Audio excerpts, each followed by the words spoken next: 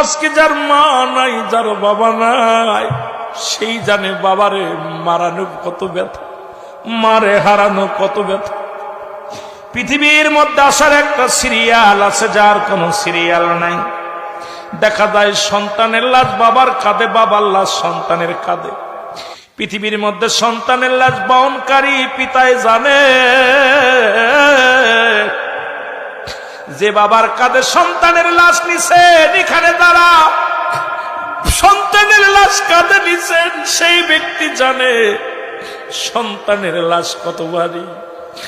আমি আপনি বুঝি না। ওই বাবারে জিগাইবেন, বাবা বলবো দুনিয়ার মানুষ শোনো,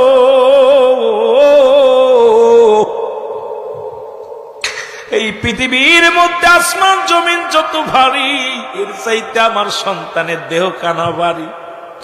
কারণ আমার সন্তানের লাশের বডি খানা আমি কাঁধে নিয়ে হাঁটতে পারি না। আমি আমার মায়ের দেহ কানা নিয়ে হাঁটতে পারি না। যারা বাবারে হারাইছেন এখন বোঝেন না, মারে হারাইছেন।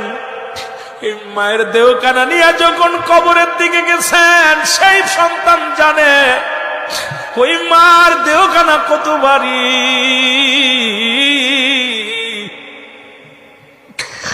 বাবার দেহখানা কত ভারী। আজকে মার বাবারে হারায় ফেলেছে। আমার বাবার কবরটা হবে আরো ভয়াবহ। ওই কবরে কোনো বাতি নাই, কবরে কোনো বন্ধু নাই, কবরে কোনো সাথী নাই, কবরে কোনো আপনজন নাই। নাই কত মানুষের জানাজা পড়লাম, কত মানুষের দাফন করাইলাম, কত মানুষের কাপন পরাইলাম। কোন দিন যেন আমার কাপন পরাবে কে রে মুসলমান? কে যেন আমার শুয়া দিবি অন্ধকার কবরে? যে দেশে গেলে বিচার হয়। তিনটা বিপদ মানুষের। নাম্বার 1 হলো মানুষের মরণ, নাম্বার 2 হলো কবর, নাম্বার 3 হলো কিয়ামতের ময়দান। এই জন্য মরণের চিন্তা আমাদের ভিতরে আনা লাগবে। আমাদের মরণের সময় অনেকের জিহ্বা বাইর হয়ে যায়, অনেকের মরণের সময় চোখ দুটি বড় বড় হয়ে যায়, অনেকের মরণের সময় ও মুসলমান পায়খানা করে দেয়, প্রস্রাব করে দেয়। ও আমার দাদু ভাইরা শুনে না, কয়েকদিন আগে একটা লাশ, কয়েকদিন আগে একটা মানুষ মরার সময় কাছে দাঁড়িয়েছে, কালেমা পড়তে বলি কালেমা পড়তে পারে না। হঠাৎ দেখি জিহ্বাটা ভিতর থেকে এত অনেক বাইর হয়ে গেছে রে মুসলমান। এদের মৃত্যুটা কত কঠিন হয়। ও মুসলমান, যারা মরণের সময় পায়খানা করে দেয়, যারা মরণের সময় প্রস্রাব করে দেয়, যারা মরণের সময় যাদের জিহ্বা বাইর হয়ে যায়, তাদের কত কষ্ট দিয়া মৃত্যু হয়। এই জন্য আমাদের সব সময় ইমানি হালাতে মরণের চিন্তা করতে হবে। আল্লাহ আমাদের ইমানি হালাতে মৃত্যু দাও, আল্লাহ আমাদের কালেমা নসিবে করে দাও, আল্লাহ আমাদের মরণটা সহজ করে দাও। 1 নাম্বার বিপদ হলো মানুষের মরণ। 2 নাম্বার বিপদ হলো মানুষের কবর। কবরটা হবে আরো ভয়াবহ। ওই কবরে কোনো বাতি নাই, কবরে কোনো বন্ধু নাই, কবরে কোনো সাথী নাই, কবরে কোনো আপনজন নাই। নাই 3 নাম্বার হলো মুসলমান কিয়ামতের ময়দান। যেদিন আপনাকে কাঠগড়ায় দাঁড় করে দিবে, মুঠো হাত উপরে সূর্যোদয় হয়ে যাবে রে মুসলমান। এই মানুষের মস্তিষ্কগুলো গলে গলে জমিনের মধ্যে পড়বে। যেদিন দুনিয়ার মানুষগুলো শুধু ইয়া সালিম ইয়া সালিম, আমাকে নিরাপত্তা দাও, এই শান্তি চাইয়া চিৎকার মেরে কাঁদবে আল্লাহ। এ মুসলমান, আমাদেরকে একটার পর একটা বিপদ আল্লাহ, তুমি আমাদের বিপদ থেকে উদ্ধার করো। আল্লাহ আমাদের কালেমা নসিব করে দিও। ওই মরণের সময় আমাদের জবান দিয়া কালেমা বাইর করে দিও। জোরে জোরে বলেন আমিন।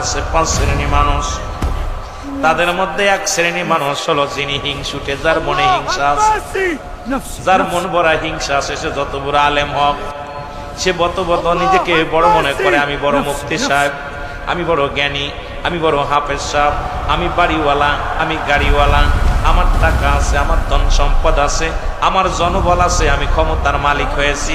ও মুসলমান শুনে নাও, যার ভিতরে যারা পরিমাণ হিংসা আছে, আমার আল্লাহ বলে বান্দা তার জন্য রহমত নয়, তার জন্য এই দুনিয়া নয়। কারণ ওই ব্যক্তির হিংসা যতক্ষণ পর্যন্ত সিনা থেকে দূর না হবে, ওই ব্যক্তির কোনো প্রার্থনা আমার আল্লাহ কবুল করবে না। জোরে জোরে চিল্লায় বলা যাবে না আল্লাহু আকবার।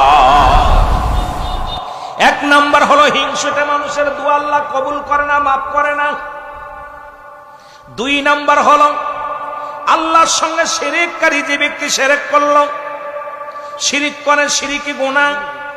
দেখা যায় আমরা হাসতে হাসতে গুনাহ করে ফেলি।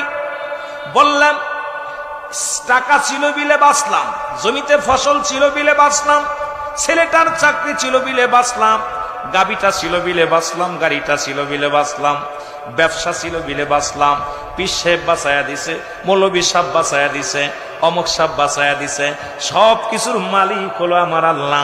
ও মুসলমান শুনে নেন, এই দুনিয়ার মধ্যে আমার আল্লাহ তাআলা দুনিয়ার জিন্দেগির মধ্যে ভালো করে বুঝে নেবেন, এই দুনিয়ার মধ্যে আল্লাহর সঙ্গে যারা শিরক করবে, এই শিরকি গুনাহগুলো ব্যক্তি গুনাহকারী ব্যক্তির দোয়া আল্লাহর দরবারে কবুল হবে না। জোরে জোরে চিল্লায় বলো আল্লাহু আকবার। শুধু নিয়ত করে রওনা দিয়েছেন বাড়ি থেকে মাহফিল শুনতে যাব, প্রতিটা কদমে কদমের সমস্ত সগীরা গুনাহগুলো আল্লাহ মাফ করে দিছে। ও বান্দা, আমরা শুধু সগীরা গুনাহ করি নাই, পদে পদে করছি কবিরা গুনাহ। নামাজ ছেড়ে দেয়া কবিরা গুনাহ, মিথ্যা বলা কবিরা গুনাহ, বেগানা মহিলার সঙ্গে দেখা দেয়া কবিরা গুনাহ, বেগানা পুরুষের সঙ্গে দেখা দেয়া কবিরা গুনাহ। এত গুনাহ তুমি করলা মুসলমান, শোনো, তুমি জীবন ভরে কত গুনাহ করেছো। এই গুনার বোঝা নিয়ে যদি তুমি কবরে যাও, কবর কিন্তু তোমার সাথে ভালো ব্যবহার করবে না, এই কবর থেকে বাঁচা সম্ভব হবে না। আল্লামা কুতুবী রাহমাতুল্লাহ বয়ান করে, দুনিয়ার মানুষ শোনো, এত পরিমাণ গুনাহ করেছো, এই গুনার কথা মনে করিয়া জান্নাতের বাগানখানা আঁকড়ে ধরেছে। বান্দা যখন জান্নাতের বাগানখানা আঁকড়ে ধরে খাস তওবা করে আল্লাহ বলে ডাক দেয়, কবরের ভয়ে বান্দার কবরের ভয় ঢুকছে, মরণের ভয় ঢুকছে বান্দার অন্তরের ভিতরে। আল্লাহ, আজকের মাহফিল কার জীবনের শেষ মাহফিল, কার জীবনের শেষ রাত, কার জীবনের শেষ সময় কেউ বলতে পারি না। বান্দা যখন কবরের ভয়ে বান্দার চোখ দিয়া পানি ঝরে, যখন বান্দা অনুশোচনা করে, আল্লাহ গো আমি পাপী, আমি অপরাধী বলে যখন খাস তওবা বলে আল্লাহ বলে ডাক দেয়, আমার আল্লাহ বান্দার জীবনের দরিয়া দরিয়া গুনাহগুলো মাফ করে দেয়। জোরে বলা যাবে না মারহাবা। তিন নাম্বার হলো পিতা মাতার নাফরমানি সন্তান। দুনিয়ার মধ্যে পিতা মাতার সঙ্গে দুর্ব্যবহারকারী সন্তান, পিতা মাতার অবাধ্য সন্তান, সে যত বড় মুক্তি হোক পীরের কাছে সারা জীবন জিন্দেগি কাটাবে। মুসলমান হজ করতে যাইয়া হাজী সাহেব কপাল ছুলে ফেলেছে, 1000 বার হজ করবেন, কোশ্চিন কালো আপনার হজ কবুল হবে না, যাকাত কবুল হবে না, কুরবানি কবুল হবে না, যতক্ষণ পর্যন্ত আপনার পিতা মাতা আপনার উপরে সন্তুষ্ট না থাকবে। পিতা মাতার নাফরমানি সন্তানের দোয়াও আল্লাহ কবুল করবে না। জোরে বলেন আল্লাহু আকবার। নবী করিম সাল্লাল্লাহু আলাইহি সাল্লাম বললেন, সাহাবীরা রে, তোমরা কেউ কি কবুল আদের সব পাইতে চাও? নবীজি বললেন, সাহাবীরা বলে, ইয়া রাসূলুল্লাহ, ইয়া হাবিবাল্লাহ, কে বানা চায়? নবী গো, এটা কে বানা চায়? আমার নবী বললেন, তোমাদের যাদের পিতা মাতা জীবিত আছে, বাড়ি যে সালাম দিবা, আসসালামু আলাইকুম বাবা, আসসালামু আলাইকুম মা, তোমার আমলনামায় একটা করে কবুল হজের সব লেখা হয়ে যাবে। জোরে বলা যাবে না সুবহানাল্লাহ। তুমি কেমন করে ঘুমাও মানুষ, তুমি কেমন করে ঘুমাও মানুষ, ফজর করে কাজা, এমন তো হতে পারে জোহরে জানাজা। সাহাবীরা চোখের পানি ছেড়ে কান্দে এরকম বসেছিলেন সাহাবীরা। নবী দেখেন গুটি গুটি পেয়ে সাহাবীরা উঠে যায়। নবী দেখতে পাইলেন সাহাবীরা আড়ালে যায়। নবীজি আস্তে আস্তে গুটি গুটি পায়ে দেখলেন সাহাবীদের চোখে পানি, সাহাবীরা কান্দে। আমার নবী জিগায়, সাহাবীরা রে, তোমরা কেন কান্দো? বলে, নবী গো, কেন কান্দি? এমন একটা ফায়দার ওয়াজ যদি আগে শুনতাম। 1 মাস আগে আব্বাজান মারা গেছে, 2 মাস আগে মা মারা গেছে, 1 সপ্তাহ আগে মা বাবারে হারায় ফেলেছি। এত বড় একটা নিয়ামত, যাদেরকে সালাম দিলে কবুল হজের সব আমার নামায় লেখা হয়ে যাবে। আজকে আমাদের ঘরে মা নাই, আমাদের ঘরে বাবা নাই।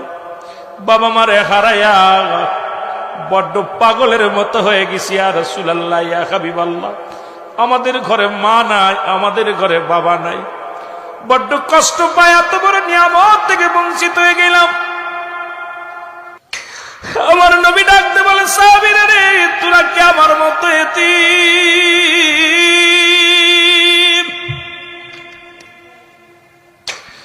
আমি নবীজি জীবনে কোনদিন আমার আব্বারে শরীয়তের চোখ দিয়ে দেখি নাই। আমার মাকে হারাইছি, খুব ছোট্টবেলা মাকে হারাইছি। আমার মতো এতিম কেউ কি আছে? আল্লাহ বলে, আলাম ইয়াজিদকা ইয়াতীমান ফা।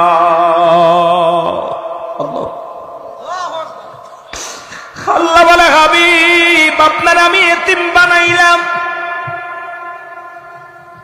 আল্লাহর কুরআন বলে, আমার কথা না, আল্লাহর কুরআন কি কয় শোনাও।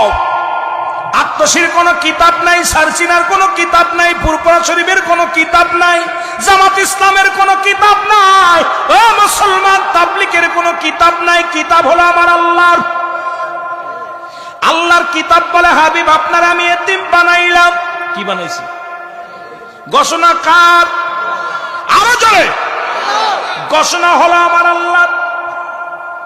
এতিম বানাইলাম, আপনাকে আমি পথহারা বানাইলাম, আবার পথের সন্ধান দিলাম। কেমন পথ? কারণ দাদা আব্দুল মুত্তালিব যখন 6 বছর 6 মাস, তখন মুসলমান 6 বছর 6 মাস, যখন 6 মাস যখন নবী গর্ভে মারে বাবারে হারাইছে, 6 বছর বয়সে বাবারে মামারে হারাইছে, 6 বছর 6 মাস বা 7 মাস যখন দাদা আব্দুল মুত্তালিব রে হারাইছে, আবু তালেবের ঘরে লালিত পালিত হয়েছে, অনেক কষ্ট অনেক সাধনা করে জীবন যাপন করেছে। আমার আল্লাহ কয়, হাবিব রে, ওরাও তো এতিম হয়ে কান্দে, আপনিও তো এতিম, ওদের জানায়া দেন। নবী জানায়া দেয়, সাহাবীরা রে, আমিও তো এতিম। সঙ্গে সঙ্গে আল্লাহ কয়, জিবরিল দৌড়ে যা, আমার হাবিব রে জানায়া, যাদের আব্বা নাই, যাদের মা নাই, তাদেরকে আমি জানায়া দিলাম। পড়েন, রব্বির কামহুমা কামা রব্বায়ানি সগীরা। মারহাবা বলেন না? কষ্ট হচ্ছে? অথচ বাবা আদম নবী কান্দে, কি বলেন শুনে নেন। রব্বানা যালামনা আনফুসানা ওয়া ইল্লাম তাগফির লানা ওয়া তারহামনা লানাকুনান্না মিনাল খাসিরিন। বাবা আদম কাল্লা, আমি জালিমদের অন্তর্ভুক্ত হয়ে গেছি, আমারে তুমি ক্ষমা করে দাও, আমাকে তুমি মাফ করে দাও। আর আখিরি নবী কান্দে, রব্বানা, আমার নবী কান্দে, রব্বির হামহুমা কামা, এ আমার রব, আমার প্রতিপালক, আমার পিতা মাতা, আমার আব্বা মার সগীরা কবিরা গুনাহ মাফ করে দাও। আল্লাহ শিখায়া দেয়, বান্দা কান, এইভাবে দোয়া কর, আল্লাহর দরবারে দোয়া কর। এখন আমাদের দেশের মুফতি মুহাদ্দিস সাহেবেরা কয় মোনাজাত করা যাবে না। কোন কিতাবে যাবে না? একটা দলিল দিতে পারলে 1 লক্ষ টাকা পুরস্কার দিব। যদি হেডাম থাকে আমার কাছে আসতে হবে, একখান দলিল দিতে হবে যে মোনাজাত করা যাবে না, মোনাজাত করা যাবে না, দোয়া করা যাবে না। আপনাদের কিতাবের নাম হলো মুফতি শফিক আহমেদের লেখা। যারা দেওবন্দ মাদ্রাসায় লেখাপড়া করেন, যেটা হলো বাদান কওমি জামাতের ভাইয়েরা, আমার ভাইয়েরা, আলিয়া মাদ্রাসা নয়, কওমি মাদ্রাসার ছাত্ররা রেকর্ডিং করে নাও, গুরুকে ফোন দাও যে হুজুর বলে গেল, কথার রং কিনা, রাইট যদি না হয় এখনই বিচার হবে। মুসলমান, মুফতি শফিক আহমেদের লেখা ফতোয়ায়ে দেওবন্দের মধ্যে 2য় খণ্ডের মধ্যে 33 নম্বর পৃষ্ঠার মধ্যে 50টা নাম্বার কিতাবের নাম, রাবির নাম, ভালো করে শুনে নাও। উনি লিখবেন 5 ওয়াক্ত নামাজ আদায় করে, জিয়ারত করে, সর্বহালাতে আল্লাহর দরবারে 2টি হাত উঠায় দোয়া করা উত্তম মুস্তাহাব, উত্তম মুস্তাহাব। একটা গুনাহ লেখা হলে পরে যদি গুনাহ হবে, একখান দলিল দিতে পারলে সারা জীবন তোমার বাড়ি গোলামি করব, একবেলা খাবার চাবো না, একখান দলিল দাও, জায়েজ নাই। এখন মুনাজাতের কিবলা আগে চিন্তা হবে। শরীয়তের কিবলা আমার আগের বক্তা বলেছে, জানতে হবে। শরীয়তের কিবলা হলো কাবা। শরীয়তের কিবলা, শরীয়তের কিবলা হলো কাবা। দুজানের কিবলা হলো রাহমাতাল লিল আলামিন। সুবহানাল্লাহ বলেন না? দুজানের কিবলার নাম কি? জোরে বলেন, দুজানের কিবলার নাম কি? আমার মনে করছে আপনারা কষ্ট পান, কষ্ট পেলে আমি আলোচনা ঘুরে ফেলবো। আমি শিক্ষা দেওয়ার জন্য, যেহেতু আমি আপনাদের শিক্ষক, আপনার এখন ছাত্র, যদিও আপনাদের ভাই, যদিও আপনাদের নাতি, যদিও আপনাদের ছেলে, তবে এখনো চেয়ারের ভিতরে যেহেতু বসেছি, এখন আমি আপনাদের শিক্ষক, আপনারা ছাত্র, আপনাদের কিছু দিতে হবে, আপনাদের কিছু নিতে হবে। জোরে বলেন ঠিক কিনা? সব বাইবে তার সব সময় হলে হবে না, কিছু সময় শাসনও করতে হবে, ভালোবাসতে হবে, আদরও করতে হবে, কিছু দিতে হবে। জোরে বলেন ঠিক কিনা? আর একটা কেবলাও আছে, যেটা যারা পীর মুরিদি করেন, ভালো করে জানেন, পীর মুরিদি যারা করেন, সেই কেবলাটার নাম হলো স্বয়ং পীর কেবলা। মুরিদের জন্য পীরকে বলে কেবলা। কেবলা শব্দের অর্থ হলো দিক নির্দেশনা। সুবহানাল্লাহ বলেন না? কেবলা শব্দের অর্থ কি? দিক নির্দেশনা। আগে আমাদের বুঝতে হবে কেবলা শব্দের অর্থ কি। এটা যখন বুঝতে পারবেন, এখন মোনাজাতের কেবলা খুঁজতে হবে। এখন রাবেয়া বসরি বলতেছেন, শরিয়াতের কেবলারে জিগায় কাবারে, কাবারে ও কাবা শুনে ল, আমার তো শরিয়াতের কেবলা কাবা, তুই দুজানের কেবলা নবী। ও কেবলা কাবারে, তোর কি কোনো কেবলা আছে আমি জানতে চাই। রাবেয়া বসরি প্রশ্ন করে কাবারে, কাবারে তোর কি কোনো কেবলা আছে? কয় কাবায় প্রশ্নের জবাব দেয়, রাবিয়ারে তুমি কি জানো না আমারও একটা কেবলা আছে। একমাত্র স্রষ্টার জন্য কোনো কেবলা শর্ত নাই, যেহেতু আমি সৃষ্টি, আমি কেবলাও সৃষ্টি হয়েছি, তুমিও সৃষ্টি হয়েছ, সুতরাং তোমার জন্যও কেবলা শর্ত, আমার জন্যও কেবলা শর্ত। তবে আমার একটা প্রিয় মানুষ আছে, সেই প্রিয় মানুষটা হলো, আমি কাবার দাম, আমি কাবার মর্যাদা হলো আমার নবী রাহমাতুল লিল আলামিনের খাতিরে। জোরে বলেন সুবহানাল্লাহ। এই জন্য আমাদেরকে বুঝার দরকার, আমাদেরকে জানার দরকার। আপনি অস্বীকার করতে পারেন না, হয়তো বলতে পারেন আপনার যেটা জানা আছে আমার সেটা নাই, আমার যেটা জানা আছে আপনার সেটা নাই। এখন আপনি সেটা জানেন না, শোনেন নাই, দূরে এসে ফতোয়া দেন এটা জায়েজ নয়, জায়েজ নয়, হারাম। এই ফতোয়া দেওয়ার একটার আপনার নয়, কারণ একটা ফতোয়া দিতে গেলে সর্বনিম্ন 3টা কিতাব থেকে মেসাল দিবেন, এই 3টা কিতাব রিসার্চ করবেন, তারপরে ফতোয়া দিবেন। আপনি ওই ছুটি কিতাব পড়ে এসে লাভ দেই যদি বলেন এটা জায়েজ নয়, কারণ আপনি সমাজ এবং জাতিকে নষ্ট করার জন্য নিজেই দায়ী হবেন। ইয়াউমাল কিয়ামতের ময়দানে আল্লাহর দরবারে জবাব দেওয়া সম্ভব হবে না। জোরে বলেন ঠিক কিনা? এ আমার ভাইরা, আমার বন্ধুরা, আমার গভীর মনোযোগ, যেটা আমি কথা বলতেছিলাম, আমার বাবারা তেলের কান্ডা লাগা শোনো। নবীজি বললেন সাহাবীরা রে, মনে আছে? মনে আছে? নবীজি বললেন সাহাবীরা রে, তোরা কেন কান্দিস? আমার তো মাও নাই, আমার বাবা নাই, আমি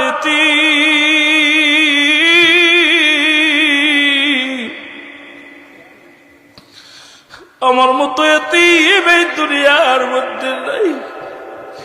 আজকে যার মা নাই, যার বাবা নাই, সেই জানে বাবারে মারানো কত ব্যথা, মারে হারানো কত ব্যথা। পৃথিবীর মধ্যে আসার একটা সিরিয়াল আছে, যার কোনো সিরিয়াল নাই।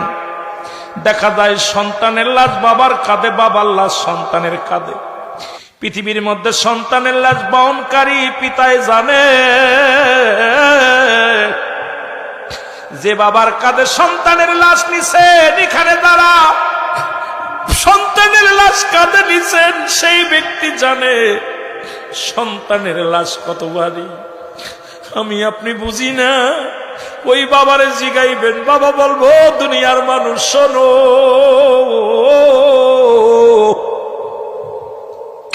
এই পৃথিবীর মধ্যে আসমান জমিন যত ভারী, এর চাইতে আমার সন্তানের দেহ কানা ভারী।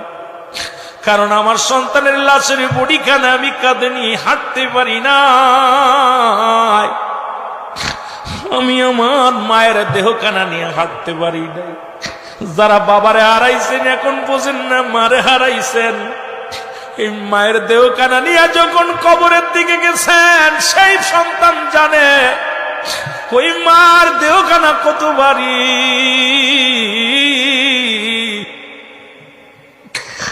বাবার দেহখানা কত ভারী। আজকে মার বাবারে হারায় ফেলেছে। আমার বাবা, কারণ এই জন্য বললাম, আদম আলাইহিস সালাম দোয়া করেন নিজের জন্য, ইউনূস আলাইহিস সালাম দোয়া করে নিজের জন্য, আর আখিরি নবীকে দোয়া শিখায় আমার আল্লাহ উম্মতের পিতা মাতার জন্য। জোরে জোরে বলেন ঠিক কিনা? শুধু আদম দোয়া করেন, একটু আগে বললাম, আবার বলেন রব্বানা যালামনা আনফুসানা ওয়া ইন লাম তাগফির লানা ওয়া তারহামনা লানাকুনান্না মিনাল খাসিরিন। ইউনূস আলাইহিস সালাম ডাকে লা ইলাহা ইল্লা আনতা সুবহানাকা ইন্নী কুনতু মিনাজ জালিমিন। হযরত ইউনূস আলাইহিস সালাম ডাকে আল্লাহ আমি জালিমদের অন্তর্ভুক্ত হয়ে গেছি। এখন মুসলমান শুনে নাও, আমার নবীজি যদি এখন বোঝার জন্য কথাগুলো বলে যায়, মুসলমান শুনে নেন। আদম নবী বলে আল্লাহ আমি জালিমদের অন্তর্ভুক্ত হয়ে গেছি। যদি কোনো ব্যক্তি আদমকে জালিম বলে তার ঈমান চলে যাবে, বউ তালাক হয়ে যাবে, এই পৃথিবীর মধ্যে মুসলমান থেকে খারেজ হয়ে যাবে। অথচ আদম তো নিজেই বলেছে আমি জালিমদের অন্তর্ভুক্ত হয়ে গেছি। বুঝে নেবেন বাবা, এখন আমার নবীকে আমি তোমাদের মতো মানুষ, তাই বলে এখন নবীরে যদি মানুষ ভাবেন, আপনার ভাই ভাবেন, আপনার মতো মানুষ ভাবেন, আপনার মতো বোকা আর পৃথিবীর মধ্যে আর কেউ নাই। নবী বলেন হায়াতি খায়রুল লাকুম, আমার হায়াতের জিন্দেগিটা উম্মতের জন্য কল্যাণকারক। ওফাতি খায়রুল লাকুম, আমি দুনিয়া থেকে বিদায় হয়ে গেছি। এই মুন্সি মৌলভী হাফেজকারী যারা আছেন, ভালো করে কিতাব দেখবেন, গবেষণা করবেন। নবী বলেন ওমামা হায়াতি খায়রুল লাকুম, আমার ইন্তেকাল শরীফটাও আমার উম্মতের জন্য কল্যাণ স্বরূপ। কারণ পৃথিবীর মধ্যে নবীজি আগমন করেছে, নবীকে আমি তোমাদের মতো মানুষ। আদম তো বললেন আমি জালিমদের অন্তর্ভুক্ত, তাই কি আদম জালেম?